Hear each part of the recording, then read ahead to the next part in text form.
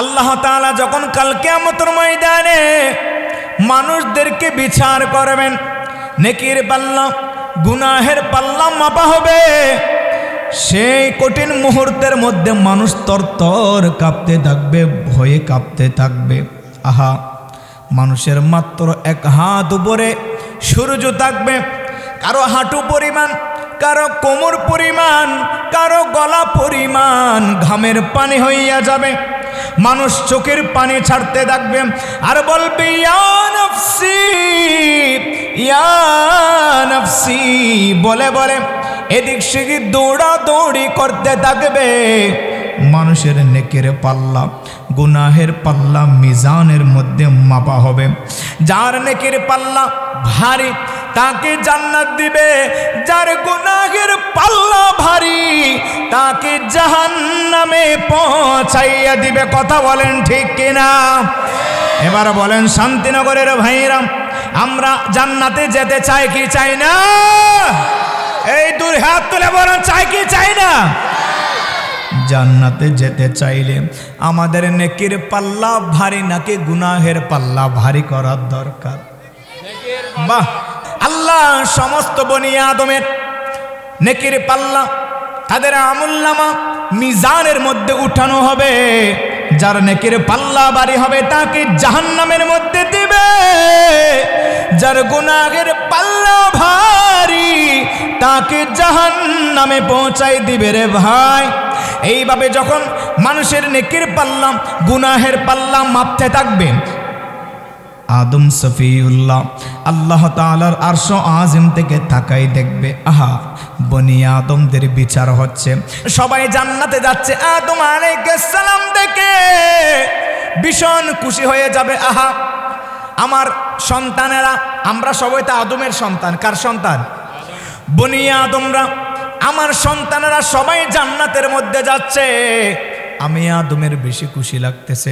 হঠাৎ করে দেখবে একজন আদম সন্তান তার গুনাহের পাল্লা ভারী হওয়ার কারণে মিজানের পাল্লা যখন মাপা হলো, তার আমলের পাল্লা গুনাহের পাল্লা ভারী, নেকির পাল্লা হালকা। এখন নিয়ম অনুযায়ী সে জাহান্নামে যাবে। জাহান্নামের ফেরেশতারা আল্লাহর হুকুম পেয়ে আল্লাহ বলেন, ফেরেশতারা রে ইউতালিকু বিআবদি ইলান্নার। আমার আল্লাহ একটা ডাক দিয়ে বলে, ফেরেশতারা রে এক মুহূর্তে দেরি কইরো না, এরা জাহান্নামী, এদের গুনাহের পাল্লা ভারী, নেকির পাল্লা হালকা, তাদেরকে আমি আল্লাহ হায়াত দিয়েছি 20, 30, 40, 50, 60, 70, 80, 90 হায়াত দিয়েছি। ওই হায়াতটা তারা দ্বীনের কাজে, ইসলামের কাজে, আমলের জিন্দেগি বানায় নাই, নেক আমল করে নাই, অন্যায় জেনা বেবিচার মাদক সেবন গাঁজা বাবা অন্যায় অসামাজিক কাজের সাথে তারা সম্পৃক্ত ছিল। আমি আল্লাহ নামের একজন আছি, আমি আল্লাহর ইবাদত করতে হবে, আমি আল্লাহর ইবাদত করে তাদেরকে জাহান্নামের থেকে জাহান্নাম হতে মুক্তি পাইতে হবে, এই কথা তারা ভুলে গিয়েছে। আল্লাহ হুকুম করবে ইউতালিকু বিআবদি ইলান্নার। আল্লাহ একটা ডাক দিয়ে বলবে, এই ফেরেশতা আমার এই বান্দাগুলোকে গলার মধ্যে লোহার শিকল বেঁধে জাহান্নামে টেনে হেঁচড়ে নিয়ে যাও। আদম আলাইহিস সালাম এই কাহিনী দেখিয়া ভালো করে তাকাইবে, যাদেরকে জাহান্নামে নিয়ে যাচ্ছে এরা কারা, ভালো করে তাকাইবে এদিক সেদিক। হাই রে, এই তো ঈসার উম্মত নয়, মুসার উম্মত নয়, ইব্রাহিমের উম্মত নয়, ইসমাইলের উম্মত নয়, এই তো আল্লাহর প্যারা হাবিব রহমাতাল লিল আলামিনের উম্মত। জুড়ে বলেন সুবহানাল্লাহ। আদম আলাইহিস সালাম একটা ডাক দিবে, ইয়া আহমদ, ইয়া আহমদ। ডাক দিতে দেরি আল্লাহর প্যারা হাবিব লাব্বাইক ইয়া আবুল বাশর, ও আব্বাজান আদম আলাইহিস সালাম কেনই আমাকে স্মরণ করেছেন বলেন। আদম আলাইহিস সালাম একটা ডাক দিয়ে বলবো, ও আল্লাহর প্যারা হাবিব রহমাতাল লিল আলামিন, আমি একটু পূর্বেই দেখেছি আপনার একজন উম্মত গুনাহের পাল্লা ভারী হওয়ার হওয়াতে জাহান্নামের কঠিন হৃদয়ের ফেরেশতারা, যাদের হৃদয়ে কোনো মায়া নাই, কোনো দয়া নাই, গলার মধ্যে লোহার শৃঙ্খল বেঁধে টেনে হেসে জাহান্নামের দিকে নিয়ে যাচ্ছে। এই কথা আল্লাহর পেয়ারা হাবিব শুনতে দেরি গলা কাটা মুরগির মতো লাফাইতে লাফাইতে ছটপট ছটপট করে করে উম্মতের পিছনে দৌড়াইতে থাকবে। বলেন তো আল্লাহর পেয়ারা হাবিব উম্মতের কষ্ট সহ্য করতে পারে না? পারে? আদম আলাইহিস সালাম বলবে, ও আল্লাহর পেয়ারা হাবিব, আমি একটু পূর্বেই দেখেছি আপনার একজন উম্মতকে জাহান্নামের কঠিন হৃদয়ের ফেরেশতারা গলার মধ্যে লোহার শিকল বেঁধে জাহান্নামের দিকে নিয়ে যাইতে আল্লাহর হাবিব গলা কাটা মুরগির মতো ছটপট ছটপট করে উম্মতের পিছনে দৌড়াইতে লাগলো। দৌড়াইয়া দৌড়াইয়া জাহান্নামের কঠিন হৃদয়ের ফেরেশতার সামনে দাঁড়াইয়া যাবে। এই ফেরেশতা, আমার উম্মতকে কোথায় নিয়ে যাচ্ছ? আমার উম্মতকে কোথায় নিয়ে যাচ্ছ? এ তো ইব্রাহিমের উম্মত নয়, ইসমাইলের উম্মত নয়, ইদ্রিসের উম্মত নয়, মুসা ঈসার উম্মত নয়, এই হলো আমি নবী রহমাতাল লিল আলামিনের উম্মত। ফেরেশতারা কোথায় নিয়ে যাচ্ছ? ও ফেরেশতারা, আমার উম্মতকে ছাইড়া দাও।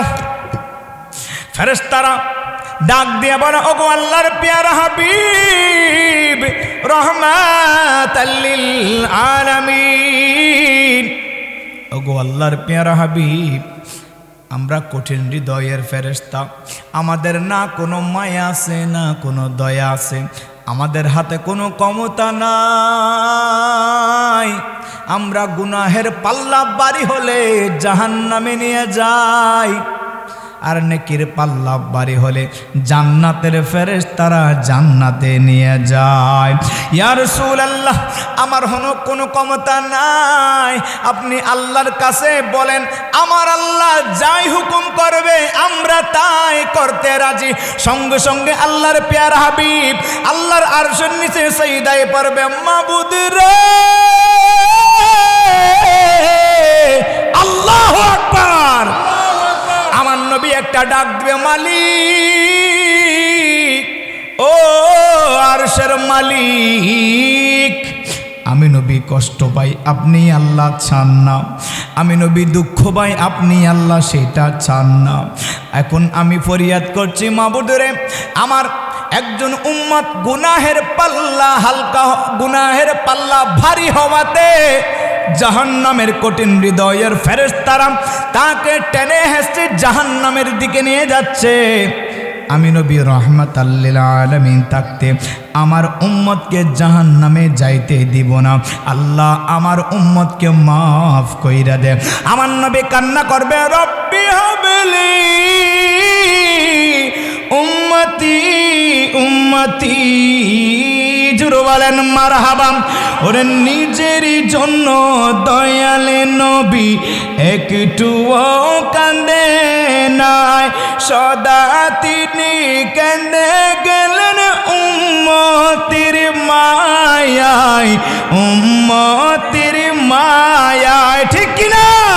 ওরে এখনো কান্দেন তিনি সোনার মদিনা, যে জনে হবে আপনা সেই তো মদিনা, যে জনে হবে আপনা সেই তো মদিনা। কারে লাগিয়া কান্দরে মনে, কারে লাগিয়া, কারে লাগিয়া কান্দরে মনে, কারে লাগিয়া বান্দ, কেউ তো তোমার আপনে হবে না, না না, যে জনে হবে আপনা মারহাবা মদিনা। আমার নবী একটা ডাক দিয়ে বলবে, ও আমার মালিক, ও আরশের মালিক, আমার উম্মত, আমার আমার উম্মত আমাকে দিয়ে দেন রব্বি হাবিলি উম্মতি উম্মতি বলতে নবী কান্নাকাটি করতে থাকবে। আল্লাহ বলবে বন্ধু আপনার উম্মত গুনাহ করেছে, দুনিয়ার জমিনে পাপ করেছে, অন্যায় করেছে, আজকে ধরা খাওয়ার পালা, আজকে তার রক্ষা নাই। আল্লাহর পিয়ারা হাবিব বলে ওগো আমার মালিক রব্বুল আলামিন, আমি নবীর দিকে তাকিয়ে কি মাফ করা যায় না?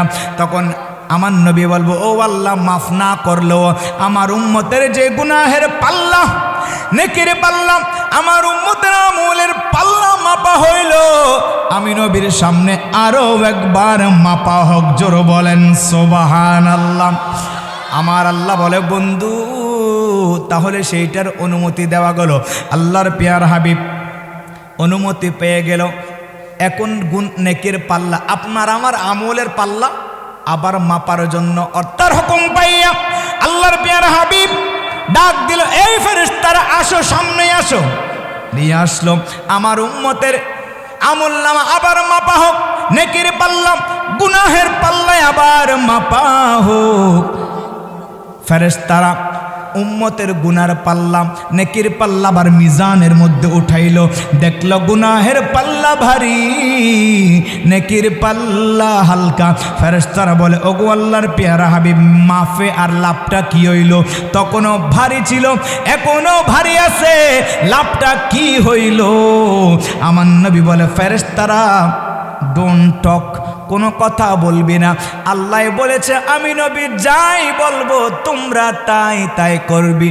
খবরদার খবরদার রিদুয়া ये सब उम्मत मेरी, खबरदार रिदुआ ये सब उम्मत मेरी, इसी में गुनहगार कोई नहीं है। सुभान अल्लाह।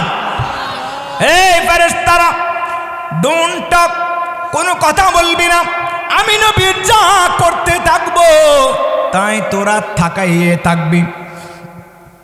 গুনাহের পাল্লা বাড়ি, নেকির পাল্লা হালকা। আল্লাহর হাবিবের জামা মোবারক থেকে কিছু কাগজ বের করলেন, কাগজের মধ্যে বিভিন্ন ঠিকানা নাম লিখে আছে। আল্লাহর হাবিব বলে এই তোর নাম কি? আব্দুল করিম। তোর নাম কি? আব্দুর রহিম। তোর নাম কি? আব্দুস সত্তার। বাবার নাম কি? আব্দুল গফ্ফার। জি জি। বাড়ি কি? শান্তিনগর। জি শান্তিনগর। বাইজিদে? জি বাইজিদে। আল্লাহর হাবিব ওই কাগজের টুকরাটা নেকির পাল্লার উপরে রাখতে দেরি, খোদা কি কসম এতক্ষণ গুনাহের পাল্লা ভারী ছিল। জোরে বলেন মারহাবা, আরো জোরে। এতক্ষণ গুনাহের পাল্লা ভারী ছিল।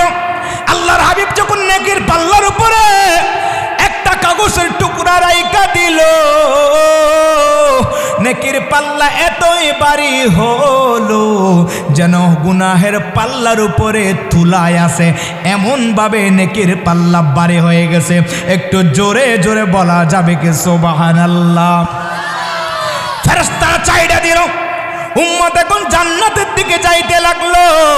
আল্লাহ বলেন যে ইউ তালিকু বিআবিদি ইলাল জান্নাহ। আমার আল্লাহ একটা ডাক দিয়ে বলে ফেরেশতারা রে, এতক্ষণ আমি বলেছিলাম ইউ তালিকু বিআবিদি ইলান নার, আমার এই বান্দাকে, এই বান্দাগুলোকে জাহান্নামের আগুনে নিক্ষেপ করো।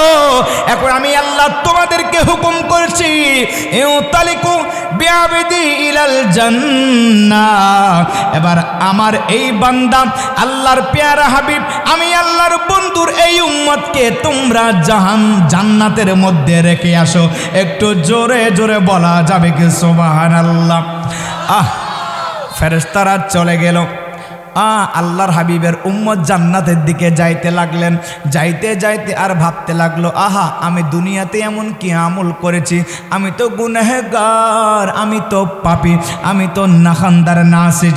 আমাকে আল্লাহর পেয়ারা হাবিব এত দয়া করে মায়া করে কেন আমাকে তরাইলো, আমাকে এই মহা বড় মুসিবত থেকে রক্ষা করলো, কেনই করলো? ভাবতে লাগলো, বলেন তো আমার ভাইয়েরা, মানুষ যখন বিপদে পড়ে তখন কেউ উপকার করলে তার উপকারের কথা কি ভুলা যায়? মানুষ বিপদে পড়ে কিনা? 5 টাকার জন্য পর্যন্ত মানুষ কষ্টে পড়ে, 10 টাকার জন্য, 50-100 টাকার জন্য মানুষ ঘর থেকে বাহির হইতে পারে না, পকেট খালি। বিপদ আসে কিনা? সেই কঠিন মুহূর্তে যখন কোনো বিত্তশালী আপনাকে হেল্প করে, সাহায্য করে, আপনার বেচাহারার সময় সাহারা হয়, বলেন তো তার গুণ গেয়ে কি শেষ করা যায়নি? এখন এটা তো দুনিয়ার বিপদ নয়, কোথার বিপদ? কিয়ামতের মাঠের বিপদ। যেই বিপদের উপরে পৃথিবীতে বড় বিপদ আর আছে? যেই বিপদ থেকে রক্ষা পাইলেই জান্নাত, যেই বিপদ থেকে রক্ষা না পাইলে জাহান্নামে চলতে হবে রে ভাই। জাহান্নামের ফেরেশতারা ছেড়ে দিল, এই ব্যক্তি জান্নাতে যেতে লাগলো, আর মনে মনে ভাবতে লাগলো, আহা এই ব্যক্তিটাকে আমাকে এতই বড় কেন উপকার করলো? আমি এমন কি আমল করেছি, আমি এমন কি ইবাদত করেছি যে ইবাদতের কারণে আল্লাহর পেয়ারা হাবিব আমাকে এত বড় বিপদ থেকে আসান করলো? চোখের পানি টপ টপ পড়তে লাগলো, চোখের পানি পেলাইতে লাগলো, আর মনে মনে ভাবতে লাগলো, আল্লাহর পেয়ারা হাবিব আমাকে বড়ই দয়া করেছে, বড়ই মেহেরবানি করেছে। এইভাবে ভেবে ভেবে যাইতে যাইতে হঠাৎ করে তার মনে আসলো, আমি যদি আল্লাহর হাবিবের কদমের মধ্যে চুমো না দিই, সাক্ষাৎ না করি, তাহলে হক আদায় হবে না। পিছন থেকে দৌড়ে আসিয়া আল্লাহর হাবিবের কদমের মধ্যে পড়ে গেল, ইয়া রাসূলুল্লাহ, ইয়া রাহমাতাল লিল আলামিন, জোরে বলেন মারহাবা। নবী গো, আমি এমন কি আমল করেছি, এমন কি ইবাদত করেছি, কোনো ইবাদত নাই, নামাজ নাই, রোজা নাই, হজ নাই, যাকাত নাই, ইবাদত নাই, বন্দেগি নাই, কপালে জাহান্নামে লিখিত হয়ে গেছে, জাহান্নামের অন্তর্ভুক্ত হয়ে গেছে। আপনি এই কঠিন মুহূর্তের কিভাবে আমি নাসিজকে আপনি তরানোর জন্য চলে আসলেন, আর যে আমার নেকির পাল্লার উপরে ভারী কাগজটা রাখলেন, ওই কাগজটা কি? সুবহানাল্লাহ। জিজ্ঞেস করবেন না? জিজ্ঞেস করবে না? একটা কাগজের কারণে জাহান্নামী থেকে জান্নাতি হয়ে গেল। সে এখন জিজ্ঞেস করতে লাগলো, ইয়া রাসূলুল্লাহ, ইয়া হাবিবাল্লাহ, যে কাগজটা আপনি রাখছেন, আপনি কিভাবে আমার নাম, আমার বাবার নাম, আমার দাদার নাম জানেন, এবং যে কাগজটা রাখছেন ওইটা কিসের কাগজ, কেনই বা রাখলেন? আল্লাহর হাবিব একটা ডাক দিয়ে বলে, পাগল রে, ওহো পাগলা, তোর কি মনে নাই আতাই রসুল হিন্দাল বলে খাজা মুঈনুদ্দিন চিশতি সঞ্জারির বার্ষিক উরুস উপলক্ষে মিলাদ মাহফিল বাইজিদ শান্তিনগরে যাইয়া, জোরে বলেন সুবহানাল্লাহ। এই রাতের ঘুমকে হারাম করিয়া, আরামের বেড বালিশ থেকে দূরে তাকিয়া, কাদা মাটির মধ্যে বসিয়া, রাতের 1টার সময় আমি নবীর মোহাব্বতে তুই দরুদ পাঠ করতেছিলি। আমি নবী তোর নাম, তোর বাবার নাম, তোর এলাকার নাম দিয়ে তোর দরুদের আমলটা কাগজের উপরে রেখেছি। কেন রেখেছি জানোস তুই? তোর যখন বিপদ আসবে, মহা বড় মস্ত বড় বিপদ আসবে, সেই বিপদের মুহূর্তে তোকে উদ্ধার করবার জন্য তোর নাম দিয়ে, তোর বাবার নাম দিয়ে তোর দরুদের আমলটা কাগজে উঠাইয়া রেখেছি। আজকে সেই কাগজের কারণে তোকে জাহান্নামী থেকে জান্নাতি বানাইয়া দিলাম। একটু জোরে জোরে বলুন সুবহানাল্লাহ। এবার বলেন, ও আমার শান্তিনগরের শান্তিপ্রিয় ভাইয়েরা, আমরা নবীজির দরুদ পড়ে জান্নাতি হতে চাই কে চাই না? আরো জোরে, আস্তে নাকি জোরে?